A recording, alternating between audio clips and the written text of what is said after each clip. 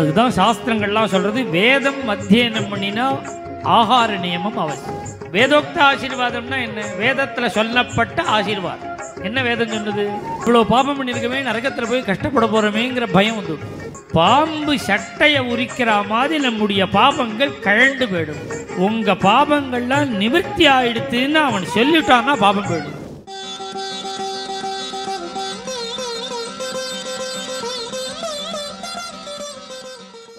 பத்ராச்சல ராமதாசர்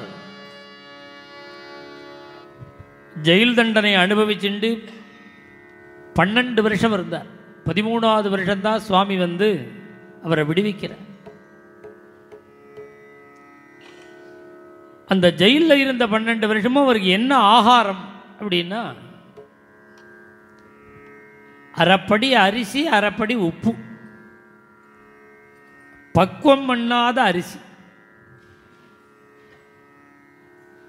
ஏன் இப்படி சாப்பிட்டார் அப்படின்னா, அவர் இருக்கிறதோ முஸ்லீமோட ஜெயிலில்.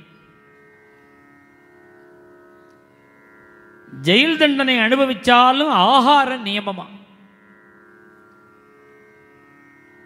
அவர்கள் கொடுக்கிற ஆகாரத்தை சாப்பிடாமல் வெறும் அரிசியை சாப்பிட்டு இருந்தார்.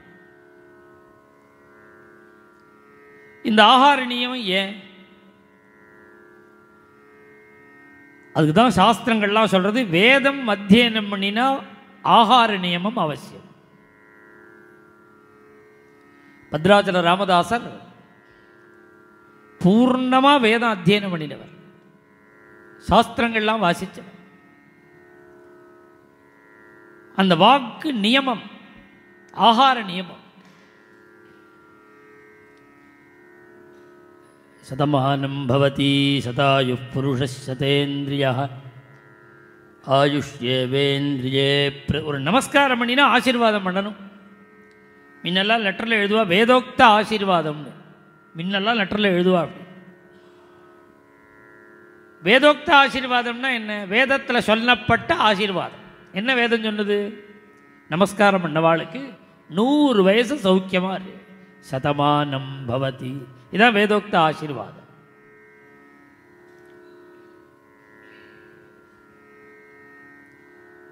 பெரிய ஆச்சரியம் என்ன, வாழ்நாள் முழுக்க பாபம் பண்ணியிருக்கான், பயம் வந்துடுத்து, பரலோக பயம். இவ்வளோ பாபம் பண்ணியிருக்கவே நரகத்தில் போய் கஷ்டப்பட போகிறோமேங்கிற பயம் வந்துடுது. என்ன பண்ணுறதுடான்னா, அதுக்கு தான் பிராயஷ்சித்த காண்டம்னு பிராயஷ்சித்த தர்மங்கள்லாம் இருக்கு. இன்னென்ன பாபத்துக்கு இன்னென்ன பரிகாரம், பிராயஷ்சித்தம்.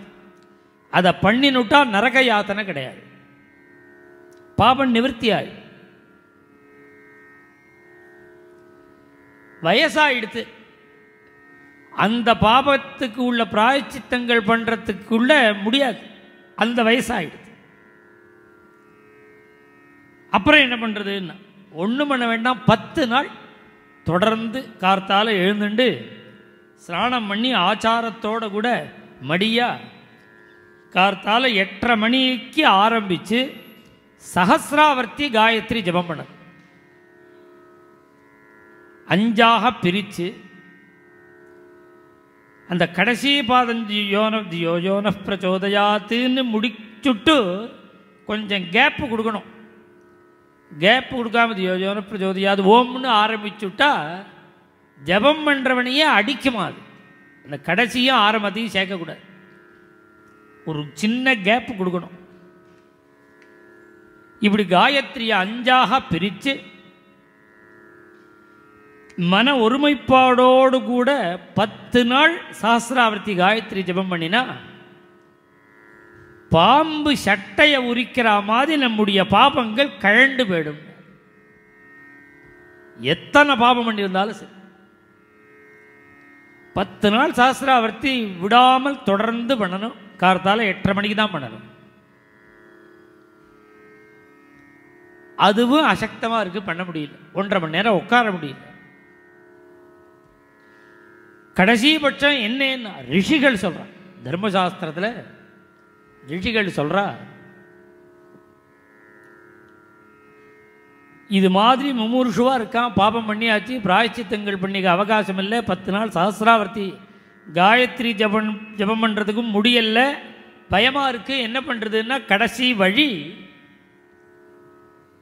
உபநயனம் முதலிய சம்ஸ்காரங்கள் அடைஞ்சு வேதாத்தியனம் பண்ணி வேதோக்தமான தர்மங்கள் அனுஷ்டானம் பண்ணிண்டு ஆகார நியமத்தோடு கூட சதாச்சார சம்பன்னனாக இருக்கக்கூடிய ஒரு பிராமணனை அழைச்சி உங்கள் பாபங்கள்லாம் நிவர்த்தி ஆயிடுத்துன்னு அவன் சொல்லிட்டான்னா பாபம் போயிடுது. எவ்வளோ பெரிய காரியம்.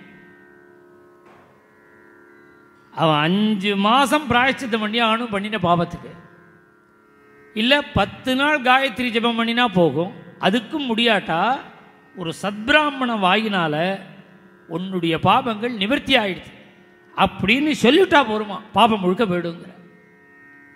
என்ன ஆச்சரியம்னா பாபத்தையும் பிராயச்சித்தங்களையும் சொன்ன ரிஷிகள் தான் இதையும் சொல்லியிருக்கா. போகும்னு பாபம்னு சொன்ன ரிஷி தான் பாபம் போகிறதுக்கு வழியே. மேலும் இது போன்ற சிறப்பான நிகழ்ச்சிகளை காண இப்போவே லைக் பண்ணுங்க, ஷேர் பண்ணுங்க, மறக்காம சப்ஸ்கிரைப் பண்ணுங்க.